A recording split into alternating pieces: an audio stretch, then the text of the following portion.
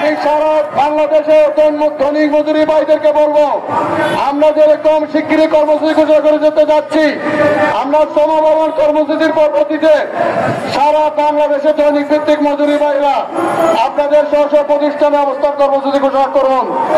সোজা আঙ্গলে জীবনে এরা আমাদের দাবি মেনে নেবে না, সোজা কথায় এরা আমাদের ন্যায্য দাবি দিবে না। প্রত্যেক প্রতিষ্ঠানে কর্মবিরতিতে গেলে ইনশাল্লাহ আমাদের ন্যায্য দাবি আদায় হবে। শ্রমিকের একটা দাবি যে আমরা স্থায়ী চাকরি চাচ্ছি, স্থায়ী চাকরি হবে। অতি শিগগিরই আমরা চট্টগ্রাম থেকে বিবিসির অধীনস্থ প্রতিষ্ঠান কর্মবিরতি ঘোষণা করব। আপনাদের সহযোগিতা চাই।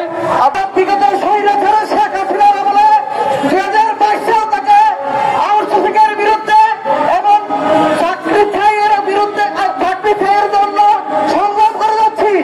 এই স্বৈরাচার আমাদেরকে একজন শ্রমিককে বিনা কারণে জেল খাটিয়েছে এবং আমাদেরকে সমাজ শিবির বিএনপি বলে ট্যাগ লাগিয়ে 5 দিনের রিমান্ড চেয়েছে। তারপর আমরা তাদের কাছে মাথা নত করি নাই।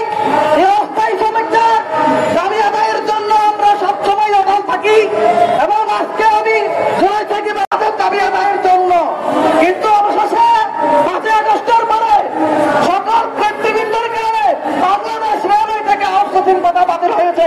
এখনো এই দেশের 300 বছরের স্বৈরাচারের নীতি কিভাবে রয়ে গেল? আমি এই জন্য সাকিবাইকে বলবো, আমাদের বাংলাদেশে এই যে দক্ষ শ্রমিক তিলে তিলে গড়ে উঠছে, এই দক্ষ শ্রমিকদেরকে ধ্বংস করা হচ্ছে। একটা শ্রমিক আপনারা নিয়োগ দিচ্ছেন, নিয়োগের মাধ্যমে নতুন শ্রমিকরা কাজ করতে করতে 3 থেকে 5-10 বছর লাগে। আর আজকে আমাদের এই শ্রমিক যারা আছে তাদের কিন্তু দক্ষ শ্রমিক, এদেরকে কেন নষ্ট করা হচ্ছে? এই দক্ষ শ্রমিক যদি হারিয়ে যায় আমাদের 3 দিন আমাদের অনেক দিন আলস্য করে যাবে। আমি বলবো আমাদের বিভিন্ন দপ্তরে যতগুলো অস্থায়ী শ্রমিক আছে তাদেরকে স্থায়ী করে নিতে হবে, বয়স শিথিল করে, এবং অবিলম্বে 2025-এর যে নীতিমালা করেছে এই শ্রমভবনে বসে যারা স্বৈরাচারের চালাল এখনো আছে তারা যদি তাদের দাবি 25-এর কথা যদি বাতিল না করে, আমরা কিন্তু বাংলাদেশ রেলের শ্রমিকরা যদি জেগে উঠি, বাংলাদেশ রেল শ্রমিকের যে 7,000 শ্রমিক আছে আমরা সাথে সাথে কর্মবিরতি দিয়ে দেবো।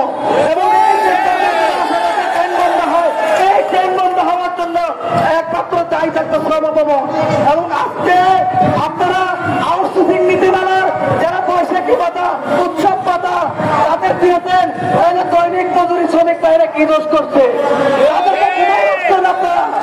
আমরা দুঃখের সাথে বলতে হয়, একটা পাবলিক অ্যাসোসিয়েশনে যারা সাধারণ শ্রমিক কাজ করলে তাদেরকে বৈশাখী ভাতা বানানো দেওয়া হয়, অথবা সরকারি গভর্নমেন্টে আমরা চাকরি করি, আমরা বড়াই করে সকল জায়গায় বলি আমরা সরকারি চাকরি করি, কিন্তু তাদেরকে কিন্তু বৈশাখী ভাতা দেওয়া হয় না, বানাত দেওয়া হয় না। আর এখন নতুন করে আর একটা নীতিমালা নিয়ে আসছে, কে? 22 দিনের নীতিমালা। তাহলে একটা শ্রমিক 8 ঘন্টা করে ডিউটি করে, কোন জায়গায় 12 ঘন্টায় ডিউটি করতেছে, কোন জায়গায় 24 ঘন্টায় ডিউটি করতেছে, তাদেরকে এখন 22 দিনের বেতন দেওয়া। তাহলে এই 8 দিনের বেতন কোন ছাত্র কোন স্বৈরাচারের অ্যাকাউন্টে যাবে ওই 8 দিনের বেতন? আর বাকি 8 দিন শ্রমিকরা কোথায় যাবে? আমি বলবো জোরে চাকরিবাড়ি যখন আসছে শ্রমিকদের নিয়ে উনি অনেক কথা বলছে, আমরা কিন্তু অনলাইনে দেখতে পাই। আজকে আমরা বলতে চাই অতি দ্রুত 25-এর কথা বাতিল করে দ্রুত অস্থায়ী শ্রমিকদের চাকরি স্থায়ী করতে হোক। এটাই হলো আজকে যদি বৈষম্য বলেন, আজকে বৈষম্য রেখে যদি এই বৈষম্য করা হয় তাহলে আমি মনে করি বর্তমান গভর্নমেন্ট যিনি আছে ডক্টর ইউনূস স্যার, ওনার এই সরকারের কোনো আমি মনে করি না, যদি এটা যদি বৈষম্য রেখে যায় আমাদের বাংলাদেশের এতগুলো অস্থায়ী শ্রমিকের জীবন নষ্ট করে দিয়ে উনি যদি চলে যায় তাহলে ওনার এই সরকারের কোনো পূর্ণতা লাভ করবে না। আমাদের এই বাংলাদেশের সকল শ্রমিকের একটাই দাবি দৈনিক নীতিমালা 2025 বাতিল করে 600 প্রতিষ্ঠানে সকলের বয়স শিথিল করে চাকরি স্থায়ী করতে হবে। সবাইকে জানাই শ্রদ্ধা ও সালাম।